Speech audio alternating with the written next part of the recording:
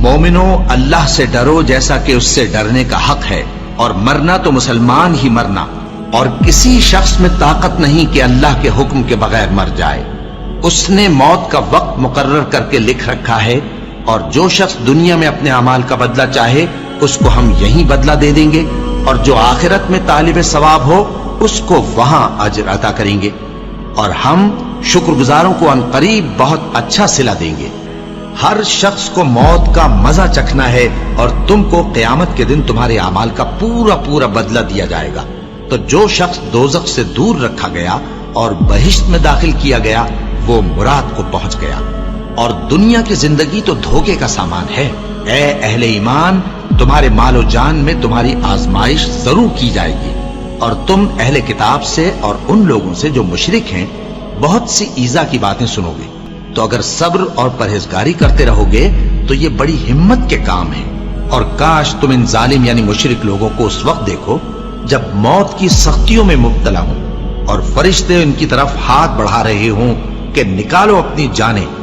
آج تم کو ذلت کے عذاب کی سزا دی جائے گی، اس لیے کہ تم اللہ پر جھوٹ بولا کرتے تھے اور اس کی آیتوں سے سرکشی کرتے تھے۔ اور جیسا ہم نے تم لوگوں کو پہلی بار پیدا کیا تھا ایسا ہی آج اکیلے اکیلے تم ہمارے پاس آ گئے، اور جو مال و متاع ہم نے تمہیں عطا فرمایا تھا وہ سب اپنی پیٹھ پیچھے چھوڑ آئے، اور ہم تمہارے ساتھ تمہارے سفارشیوں کو بھی نہیں دیکھتے جن کی نسبت تم خیال کرتے تھے کہ وہ تمہارے سفارشی اور ہمارے شریک ہیں۔ آج تمہارے آپس کے سب تعلقات منقطع ہو گئے، اور جو دعوے تم کیا کرتے تھے سب جاتے رہے۔ ان فرشتوں کی قسم جو ڈوب کر کافروں کی جان کھینچ لیتے ہیں، اور ان کی جو مومنوں کی جان آسانی سے نکالتے ہیں۔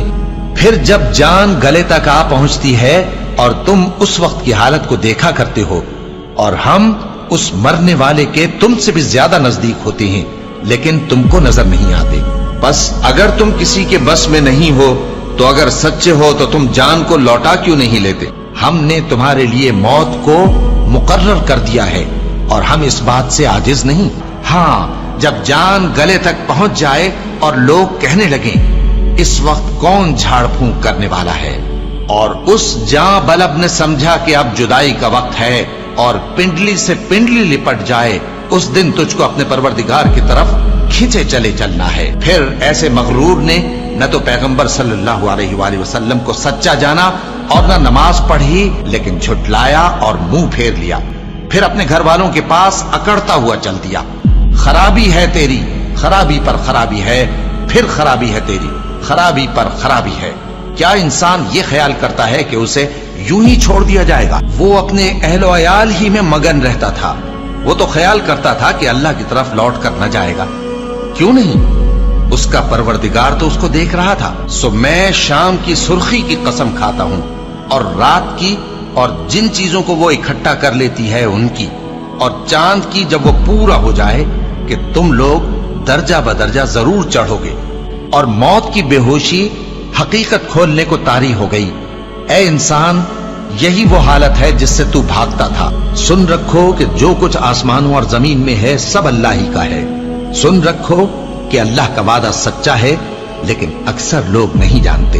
وہی جان بخشتا اور وہی موت دیتا ہے، اور تم لوگ اسی کی طرف لوٹ کر جاؤ گے۔ اور جو مال ہم نے تم کو دیا ہے اس میں سے اس وقت سے پیشتر خرچ کر لو کہ تم میں سے کسی کی موت آ جائے تو اس وقت کہنے لگے کہ اے میرے پروردگار، تو نے مجھے تھوڑی سی اور مہلت کیوں نہ دی تاکہ میں خیرات کر لیتا اور نیک لوگوں میں داخل ہو جاتا۔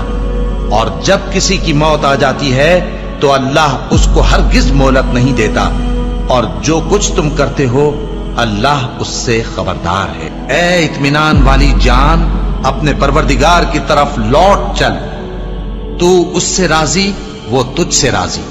سو تو میرے خاص بندوں میں شامل ہو جا اور میری بہشت میں داخل ہو جا۔